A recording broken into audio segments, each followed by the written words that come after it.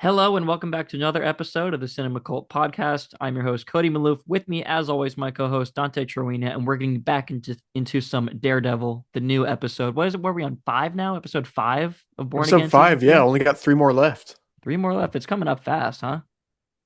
Yeah, I we'll get into that I think at the end of the video, but I do have an opinion about that.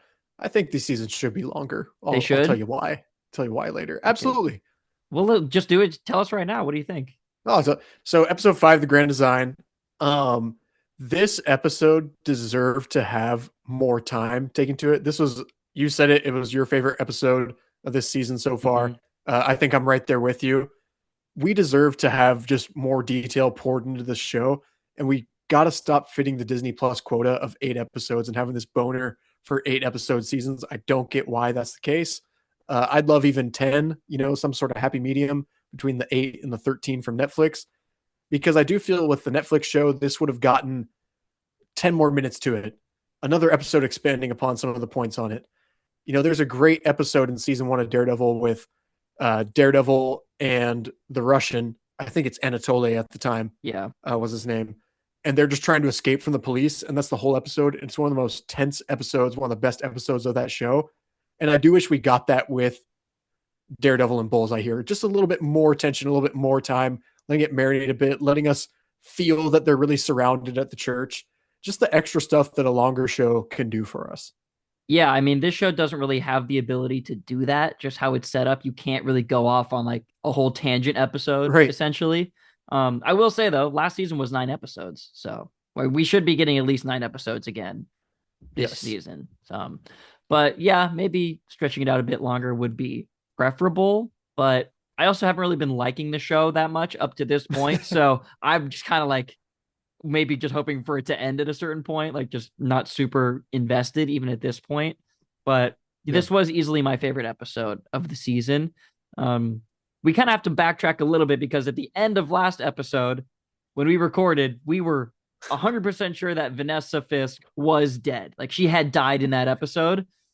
That was not the case. She's still She very was much lying in a alive. pool of blood. She had a One would piece of think glass crystal hanging out of her head.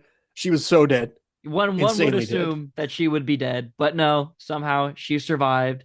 Um, just long enough to die in this episode. So she did Yeah, actually die. She got to the hospital, sat in the hospital for a while, got over her dislike of pineapple juice, maybe because of her brain damage or whatever. And she got to have one last moment with Wilson Fisk before dying right in front of him. So I think that's even going to hurt him worse than it would have yeah, having her yeah. Way die more in the boxing brutal. ring.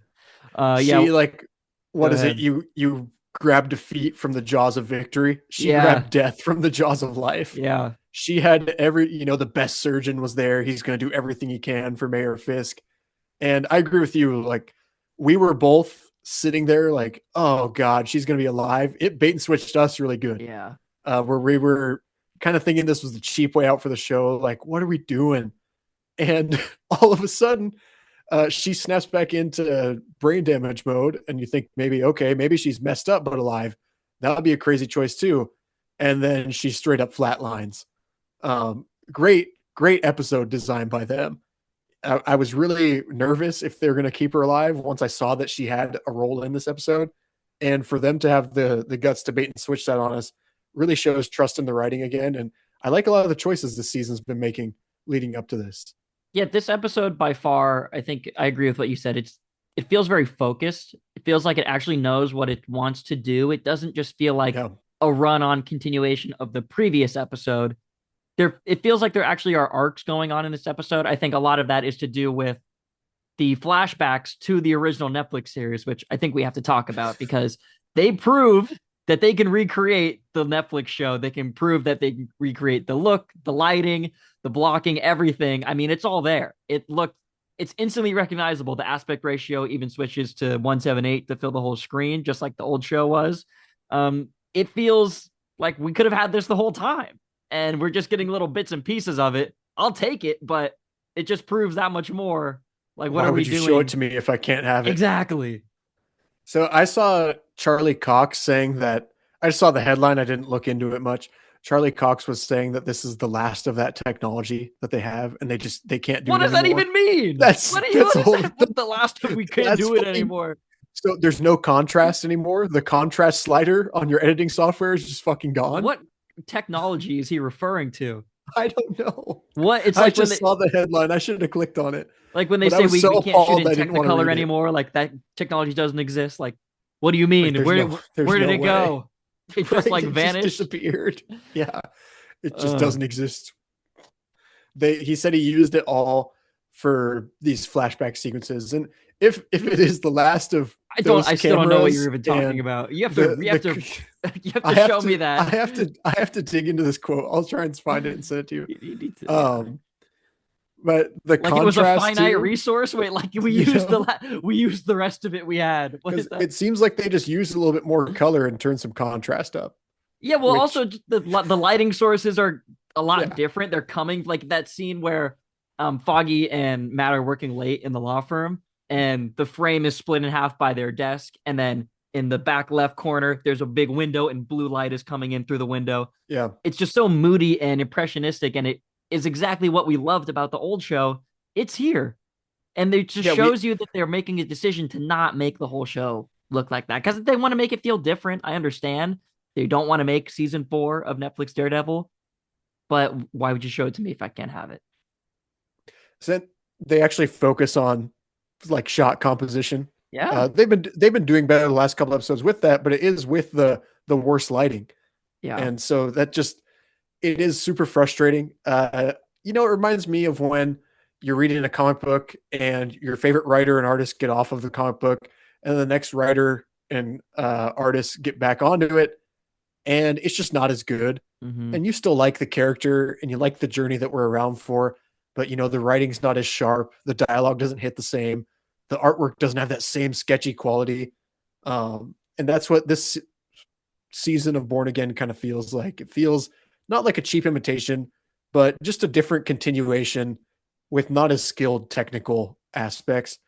But if we're getting moments like we got in this episode, I'm fine watching this show and fine being along for the ride. I've really enjoyed the last 3 weeks of this show. Episodes 3, 4, and 5 have been my probably favorite three in the entirety of Born Again, Mm-hmm. and so it's cool to see them find their footing still as their own show.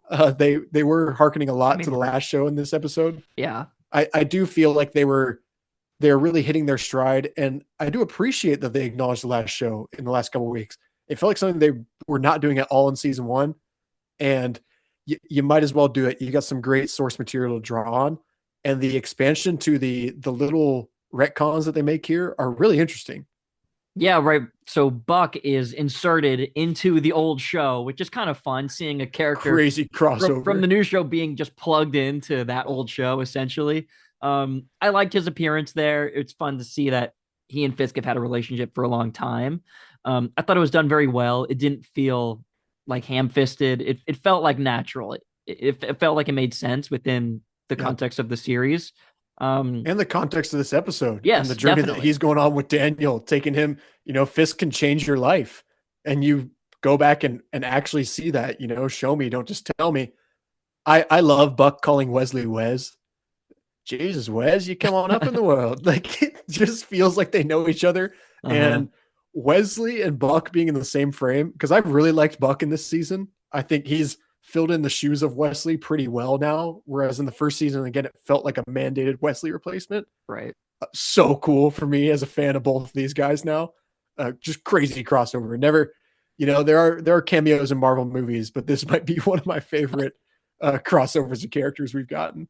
Well, yeah, it's also just fun to have the flashbacks mean something. Like it's all part of the Yes. arcs that are occurring in this episode. They're not just flashbacks for flashback's sake, which I would have an issue with, but they are giving us more detail into some of the characters' current whereabouts or current happenings in the new season. And they're just tying themes together. The Foggy Yeah. and Matt back together working on that old case and how far he has come since then. And also his why he's like trying to save Bullseye, his relationship with Yeah. Bullseye, because he's flashing back to his time with Foggy while he's trying to help Bullseye escape after killing Vanessa. So it made sense to have those flashbacks occur. It didn't feel like they were just thrown in for no reason.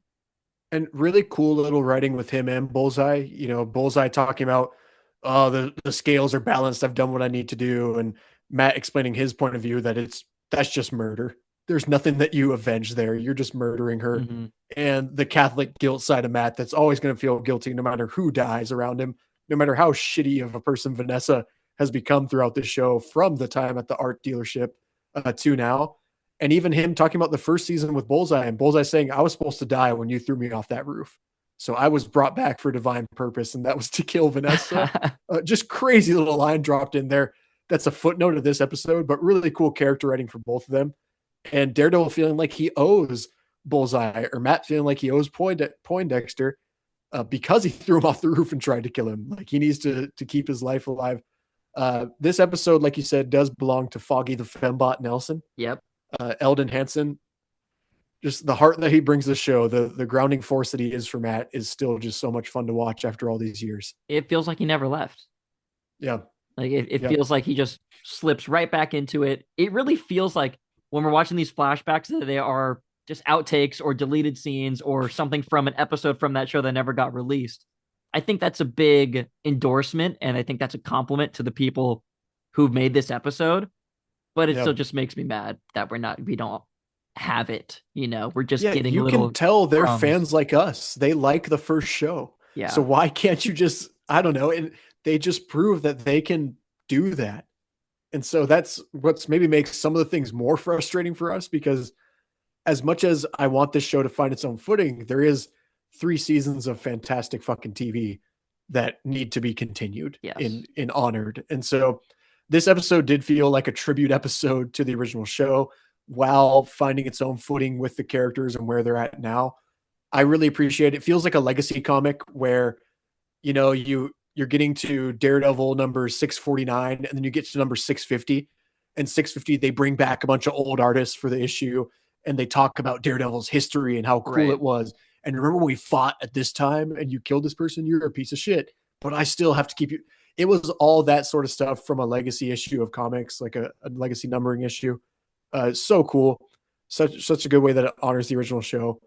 And yeah, seeing Foggy and Matt in a room just arguing about like little morality, because they've done it again so many times that it feels like the same argument after all these years, but it still finds new layers to it, and it's still an argument that I'll watch 100 times because I love them both so much. Again, just so much fun to watch. Yeah, the dialogue is always great between them. They always have such good banter. They Yeah, play off of each good other very chemistry. well. Um, their dialogue is great in all these flashback scenes too. And the dialogue I've said many times in this iteration of Daredevil and Born Again feels very clunky, cringy at times, just very cartoonish. And these flashback episodes don't feel like that. Again, they feel like the old show. And the same thing goes with the relationship between Matt and Foggy. Like that's the crux of Daredevil, of at least this Daredevil on TV, I think, his relationship with Foggy. And it's just always great to see more of that. I hope we get to see even more. I hope we didn't just bring Eldon Henson back for a couple scenes. Like maybe this will be a recurring thing, Matt remembering more from his past, us going Yeah, more that'd be into so the old cool. show. But I guess we'll have to wait till next week. Cody, the technology doesn't It's exist. all gone. we don't we don't want a flashback I if need you that's to the pull that case. up. I need you to pull that quote up so I can see I'll what find it. Charlie's on about Um, here. Next time you're talking, I'll find it. What I what I was gonna talk about before I remembered that the technology is lost on us and had a mini heart attack again, uh, was just Eldon Hansen like ripping into the lines with Charlie Cox, Matt Murdock, talking about their boss who was treating them like shit. And they're like, he of unknown kink. Them saying little stuff like that.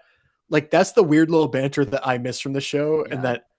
that everything is so serious in these seasons of Born Again, and the stakes are kind of varying throughout it. What I always loved about the first show is like somehow, no matter how serious the show got, there was always something to ground you, always something to make it feel real, always some corny joke that came across kind of weird through the screen, always something that made it very human. Yeah. And maybe that's what this show is lacking more than anything, or had been lacking more than anything, is just a human element to it. Yeah, I think you're right. It feels so much more just watchable, so much more real, so much more fun to see. Um, and that's why this episode I think was my favorite, because it's harkening back to the old show. And also, like I said, it's using that as a springboard to give us new things to chew on in the current iteration of this show. It's referencing back to the old show for a reason. Um, Yes. so Yeah, we it's kind not cheap. It's not cheap at all. no, absolutely not. It feels earned, and it feels like it's done with taste, not just like thrown in there just for the sake of it. Did you find our The quote quote here? is, yeah, Charlie Cox Variety says it's impossible to make every episode of Daredevil Born Again look like the Netflix series. We used the last of that technology in episode 5. It's now extinct and physically impossible to recreate. And there's a link to a Variety article. So unless I'm getting like royally trolled, no, there's a link to an What is article he about talking about? Daredevil. Okay, you gotta So send me that article so we can read it. the That's the last of interesting. that technology. It's And I gone. love they completely oversaturated the shots from Daredevil Born Again, Uh huh. like made them too ridiculous and brought the white light in there. And then they added some more contrast to the other shots as well from the flashbacks. Yeah, the intercutting throughout the episode is to teach us a lesson. We see Foggy and I'm forgetting his name, some childhood friend who's I being don't a remember dick his to name. Foggy. And you don't need to because the point is made with his character. He's being an asshole to Foggy after all these years. He grew up around Foggy. And Matt is taken aback by this. And even though they find a get out of jail free card for this guy, Matt's like, we don't owe him shit. Mm-hmm. Even though we're the lawyers, we don't owe him anything. And this is why I talk about Foggy being the grounding force, is that he kind of goes behind Matt's back in an admirable way to help his childhood bully out. Yeah, and that's the lesson that Matt is taking to help Daredevil or to help Bullseye out. I mean, is he literally has Bullseye dying in his arms. He Yeah. almost leaves him at one point, but The he guy who can't actually murdered do his it. best friend. The guy who killed his best friend, he tried to kill Bullseye because of that. Honestly, it would have been so much easier for Matt if Bullseye had just died, which he should have falling off the Right. roof. But anyways, but yeah, Matt realizes that I can't leave Bullseye to die here. It's not who I am. It's not the point of why I do this. So he goes back, Right. saves Bullseye from the anti-vigilante task force who's searching for them in a church. Always great to see them in a church together. Like that's just a great setting for those two to be in together. Well, always great to see. This is the first time we've seen Officer Powell in a church. Good evening, Reverend. Have you seen any vigilantes tonight? He said this fine evening or something. Have you seen any vigilantes this fine Uh-huh. evening? Like, just again, great Powell delivery. He's great for 4 or 5 lines an episode. He gives another great line to Fisk where he says, I want to catch them as much as you do, sir. And No, you D'Onofrio don't. goes, You don't. You don't. You couldn't. You couldn't possibly. Like, just chastise in a polite enough way to Powell, but you couldn't fathom how Yeah. badly I want to catch them right now. Vanessa. And just great. Yeah, they embarrassed Vanessa in front of me. Just great line delivery. As much as we love the flashbacks, I did want to get into D'Onofrio's performance in this episode. Holy smokes, man. This might be his best performance in the new show, Yeah. since the season 3 finale. Really to me, since like I Am the Ill Intent, though. Like, this is a crowning jewel performance for him as Fisk. Yeah, I agree. I really enjoyed his performance here. He's very emotional. You really feel for him, even though it's hard to sometimes. But D'Onofrio's always been Yeah. great at that, is making you empathize with someone as unempathetic as Kingpin. Yeah, you really feel bad for him. Like he doesn't only make you feel bad in the moments when Vanessa dies and when he's supposed to be really sad, but also in the moments where he's happy again and he's so happy that she's back, Yeah. and you just really feel that from him, A and whole new wrinkle. it's very emotional, it's very heartfelt, and yeah, that's really something I don't think we've seen from Fisk before, is him being that like outwardly happy, like that much joy inside of Fisk. I don't know Yeah. if we've ever seen it from D'Onofrio in this way. It's really cool to see him drop the Vanessa voice and just ask her for, can I get you a cup of water? Can I do anything? Like, Uh-huh. just begging to help her because he's been so helpless throughout the last couple hours of the episode, to just begging to do anything that he can for her. And him yelling at the nurse to, 1 glass of pineapple juice with ice. Like, just that's the one thing that Vanessa wants right now, and Uh-huh. that's what you're gonna get. And the guilt at the end of the episode and the shots on him where he's realizing Vanessa's full on flatline dead, just an empty pit of a man. And Vanessa even brings it up in the flashback with the rabbit in the snowstorm painting. If somebody looks into this painting and sees their empty reflection, we will add a couple zeros onto it. And then she tells him, "You overpaid for the rabbit in the snowstorm. I would have paid anything." And then you almost like they could have damn near put the painting in that room with him in the emergency room at the hospital because it felt like he was staring back into that hollow, empty man again. And now we truly can have the discussion of, and hopefully going forward in the next couple of weeks, of what he'll be without Vanessa. Yeah. Um, We kind of got into this a little bit at the end of last week's episode because we thought that he was already going to be reacting to her death, but he's going to go scorched earth now. I'm pretty sure I said this last week too, but he's going full scorched earth. He's going to use everything at his disposal, even though he already has been, but I think he's just going to kick it up another notch. Maybe you'll see Matthew Lillard's character. What was it? Mr. Charles. He yeah, comes back into this somehow. Maybe they kind of put aside their differences and he uses Mr. Charles to help really root out the vigilantes. It's going to be really interesting to see where this goes. I think all collectedness of Fisk will go out the window too.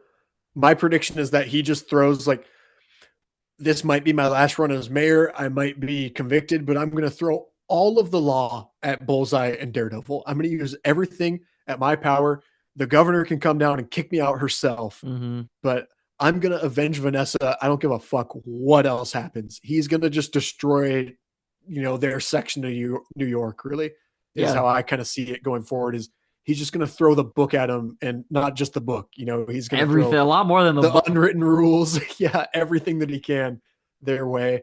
I think Matt says at one point, Daredevil does, like, he'll turn this city upside down and shake it until he finds us.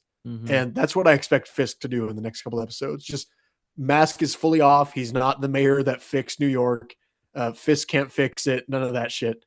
He's going to be on a just tear mission after Bullseye and Daredevil. Yeah.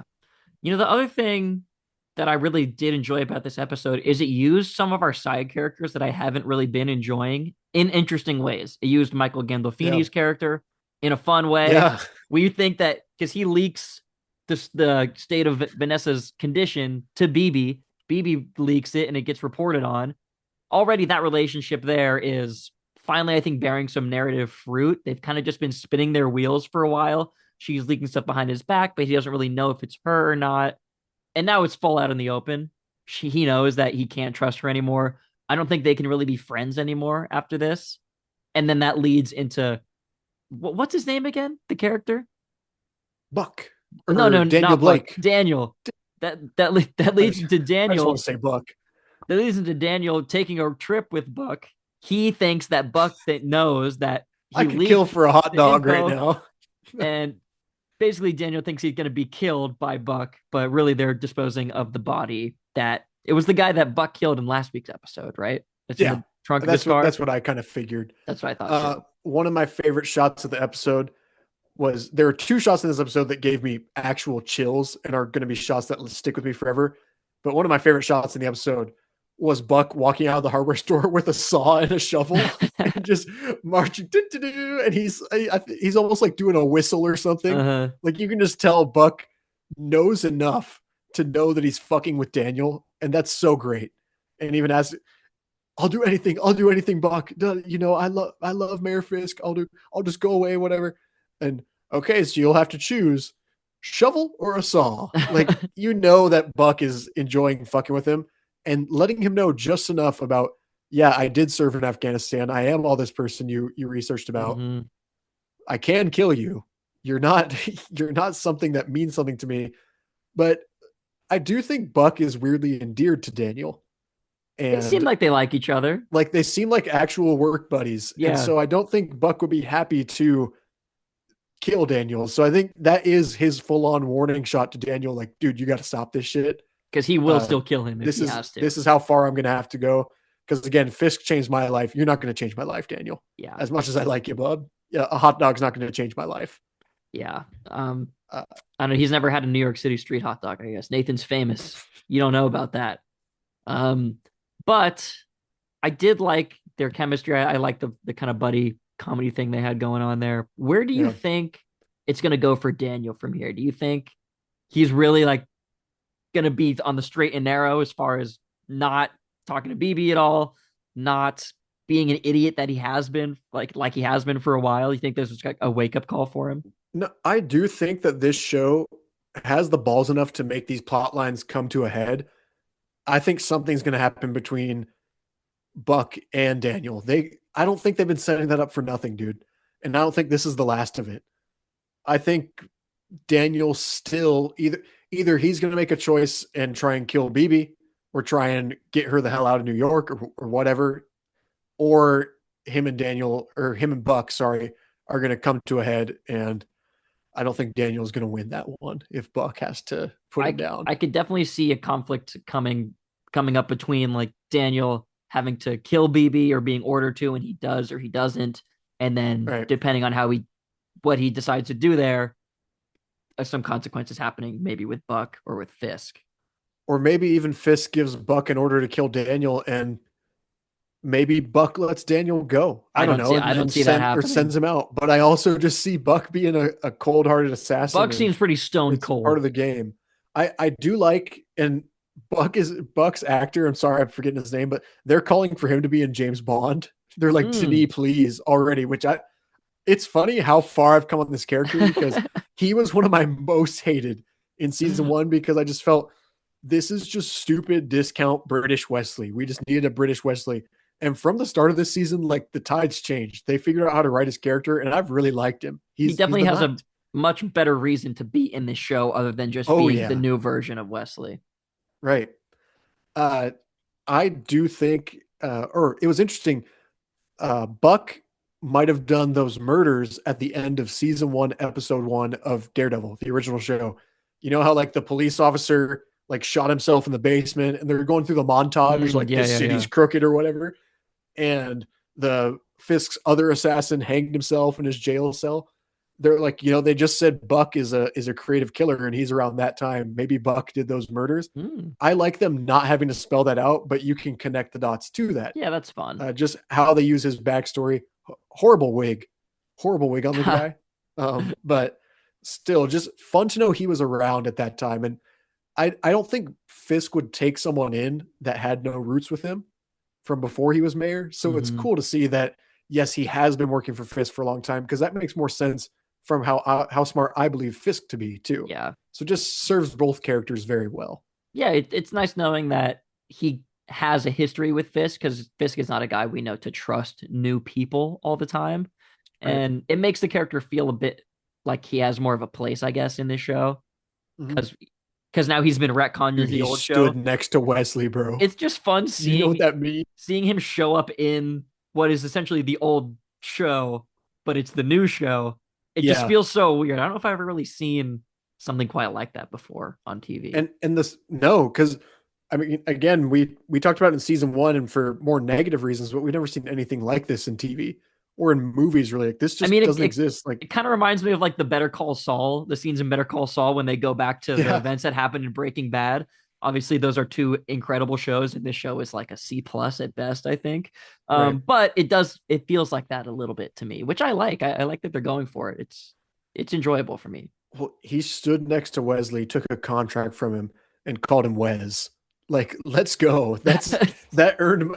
And again, they didn't pull this in season one, episode 3, or in like, the early stages of Born Again. They let him earn his keep throughout this season. So I think this is a smartly placed episode too, Yeah, because we like Buck a lot more than we do now compared to how we viewed him going into this season. yeah. And so giving him character development leading up to this makes way too much sense. So good play by them. Good job using their side characters. Again, we've talked about it's been a little bit better, but this is leaps and bounds better than what it was even a couple weeks ago. Mm-hmm. So this episode, when it ends, we essentially end with Matt bringing Poindexter into his apartment with Karen.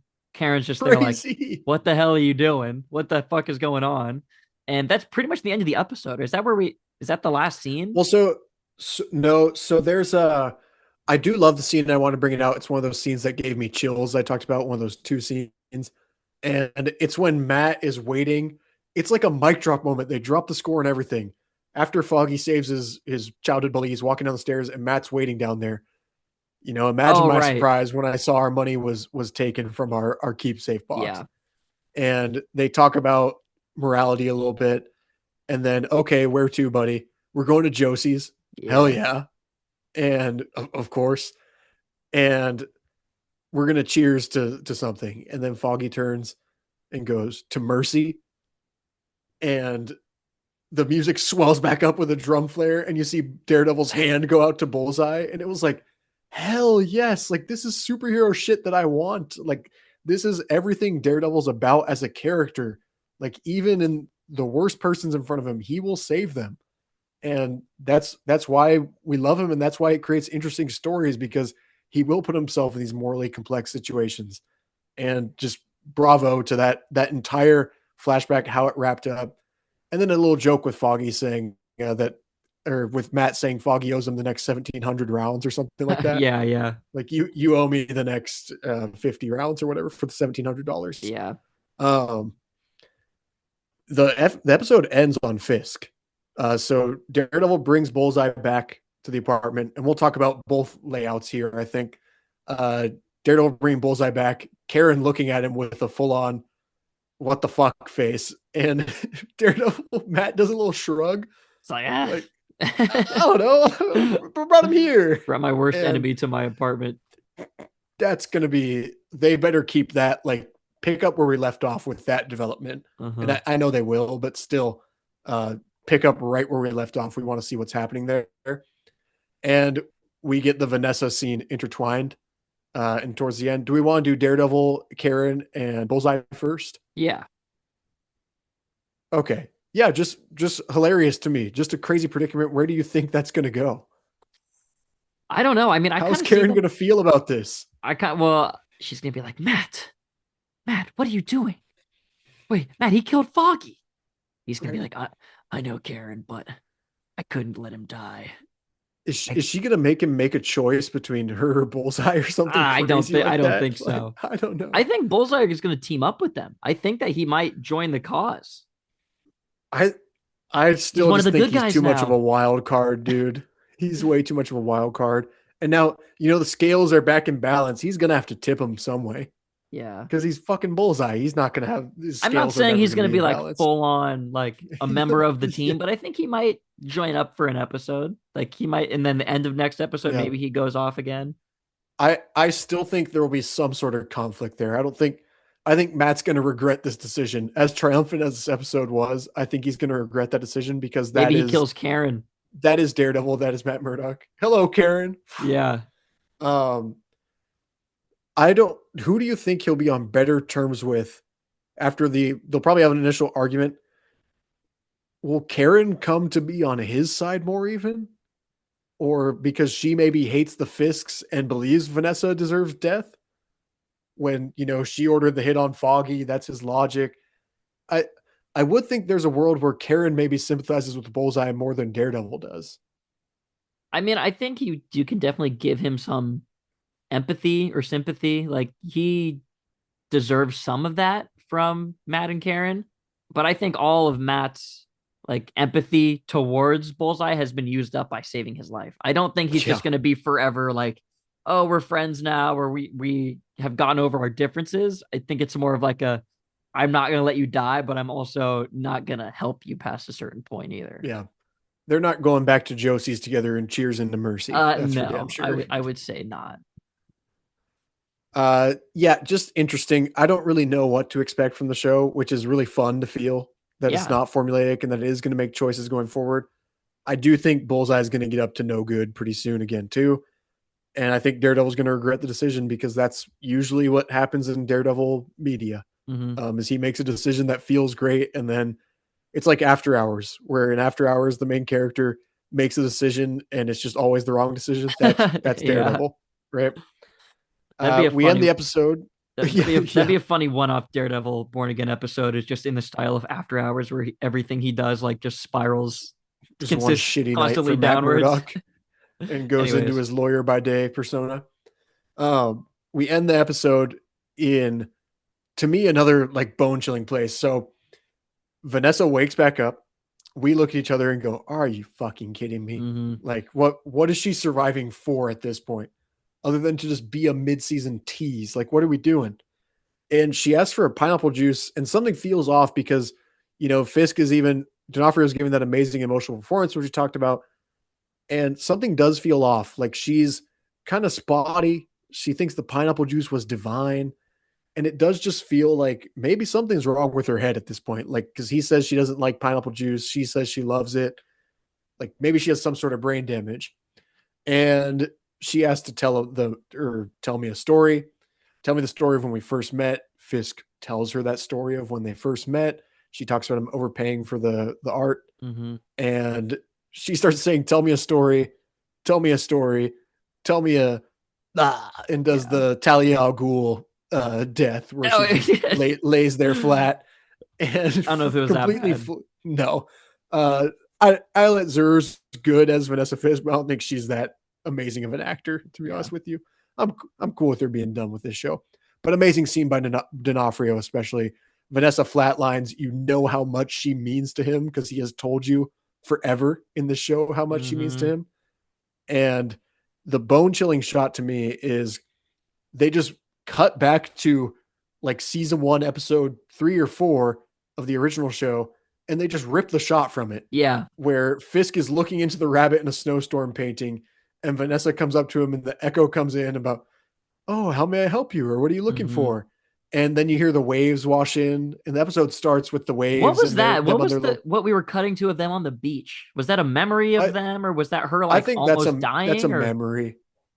I do think that's a memory, like of their yeah, little beach retreat or something. There's stuff I mentioned to you in the Zdarsky comics where Fisk has like an upstate like beautiful Long retreat. Beach Island or It's in the somewhere. woods, but then goes to the beach as well, and it's where he kind of retreats, and he keeps like very sensitive files up there. Sure. Like he had Matt Murdock's identity up on files up there, and Why that's would where he he need to keeps have it in like a file if he knows it? I don't know because long comic book story, but it does make Anyways, sense in the sense of the run. sure, But it's sure. where he keeps the stuff that like, oh, I wouldn't even keep this in New York City because this it's all of his kingpin files when he's like a millionaire mayor type Just all figure this super in New incriminating York. shit. So it's like all my incriminating shit's upstate. Uh, And so I think that's where they run. I think that's where the writers kind of rip that place from.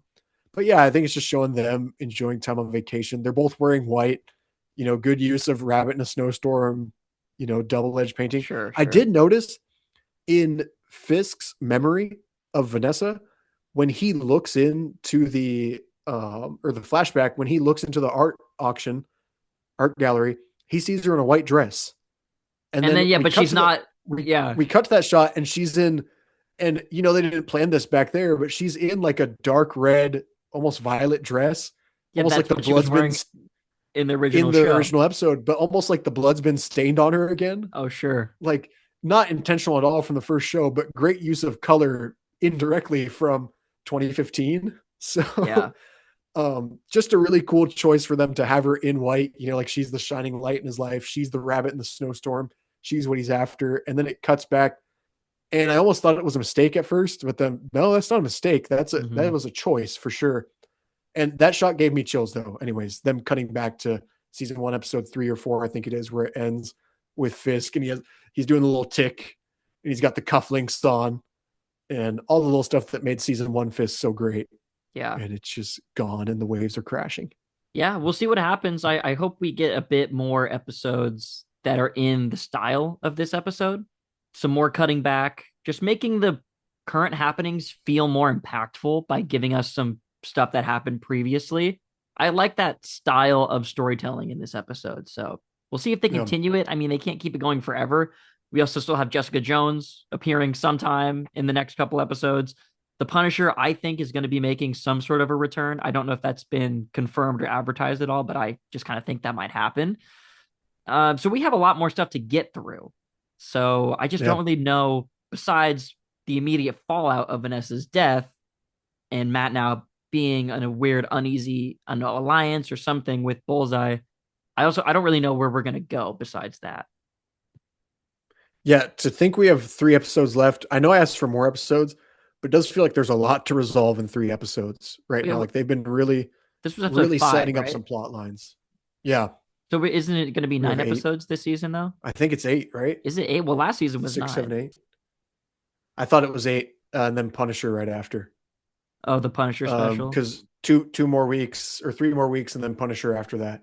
We'll have Because to Punisher's see. May 12th or something. That's coming up Um, soon. yeah, 1, 2, 3 more weeks left because Punisher's May 12th. So it does feel like we have a lot to figure out in the next 3 episodes and Hmm. shift the status quo a bit. Like this is the first. I know killing Foggy was a decision in season 1. This feel like the first meaningful like direction that this show has went on its own. That doesn't feel like it came from the studio. That doesn't feel like it came from the reboot. That just feels like it was a product of writing the show. And so I'm curious to see Fisk's world crumble apart because the what's the fall is going to be twice as big as the ascent or whatever Sure. is the old saying. And so I think Fisk's fall from grace is going to be just insane. Yeah, He's that'll going to be. cling on to that mayor chair forever. And we are getting an episode 3 or a season 3. So is it going to be Yeah, they're kind of filming it now. is it going to be kind of a repeat of the original season, original show where Kingpin kind of falls from grace again, goes back to jail, and then it's like another kind of redemption arc for him in season 3? Or wonder what's going to happen with that. But you are right; it is 8 episodes this season, so one fewer than last season. I Yeah, don't know why. Maybe because they had a bunch of stuff that they had to like smash and reform into an episode to put into season because 1. they had literally 2.5 episodes that they had to film based off the original show We did last get a year. lot of like deviations, sidebars in season 1. Like we had the whole bank episode that had nothing to do with the Yeah, this is overarching plot. extremely focused. Mm-hmm. Well, we had Muse in season 1. True. What Yeah. the hell was that actually for? Yeah, it was Like, nothing. Also, what a haven't seen Heather waste. Graham in like 2 episodes. She's still like in the background going crazy or whatever. I don't really Yeah, care about anything that's going on with her, but that's still unresolved. I wouldn't mind seeing her go crazy. But that might, Sure. again, now that they're actually setting things up season to season, that might be a season 3 thing. Like they might be playing the long game with that, which I'm kind of okay with. Like Yeah. keeping her in the, 1 minute an episode. Let's not get too crazy, nothing more than that. But just keeping her in the background, keep her going crazy. And that's really cool that Yeah. they're knowing that this show is a season 3, knowing that it's going to be told by these same writers who are making a much better show now. Do you think we only get Jessica Jones, or do you think we're getting more defenders in this season? Do you think we got Iron Fist and Luke Cage? Maybe like Jessica Jones has a role, and then at the end of the season, they're all in a room together and they're like, hey, the defenders, remember us? We're all here Yeah, together. Like maybe something like that. I don't think you have enough episodes left to give anyone a meaningful reason to appear other than just a cameo.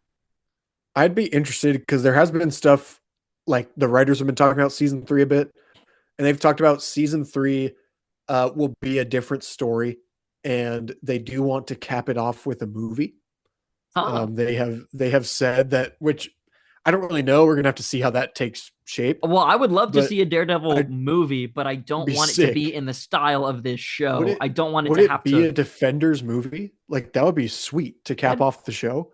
I would rather just have a Daredevil movie. Honestly, I think a I love Defenders movie is Daredevil. too Yeah, much going on. A new Daredevil movie with Charlie Cox would be sick, but it needs to be done properly, and it needs to not have to reference everything that's already happened in this show. It just needs to be a movie on its own. yeah. Do you think more and more? I think it's more and more possible that Charlie Cox's Daredevil is in Brand New Day. I think he is. Despite I thought it I, was from the trailers too, but every week I grow in faith that that is going to happen. yeah, I think That he this show is definitely up to is. par where they can bring him into the movie universe too. I think Marvel has done a much better job at bridging the gap between these shows and movies pretty recently. So I don't think the show is on quality. The quality of the show has no bearing on Charlie Cox appearing in any future movies. I don't think the show's all that good, but I do think the character that Charlie Cox does, like the character of Daredevil played by Charlie Cox, is almost indelible at this point in our version of the MCU that we currently exist in. And I think he is the obvious choice anytime you're going to use Daredevil. He's shown up well in She yeah, Hulk, a show I didn't love all that much either, but I liked his appearance in that show. Really loved his cameo in No Way showed up in Home. No Way Home. That Yeah, was a lot of fun.